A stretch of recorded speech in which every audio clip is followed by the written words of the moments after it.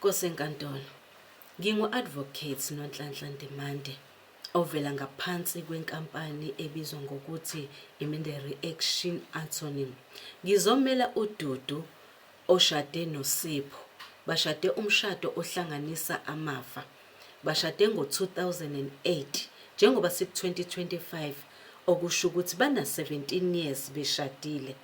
Kodwa-ke baney'nkampani zabo ey'hlukahlukene, nomunye uneyakhe nomunye uneyakhe.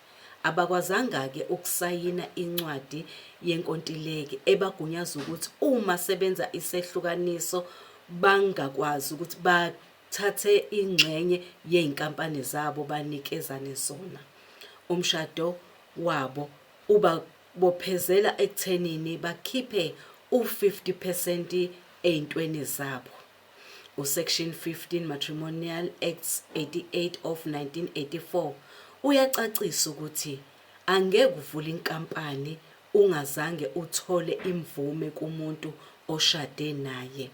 I-Matrimonial Property Act 18 of 1984 Part 1 Section 5 Subsection 1 uyacacisa ukuthi imali yefa faneke ihleze injengoba injalo ingathintwa ngoba imisithintiwe akuseyona.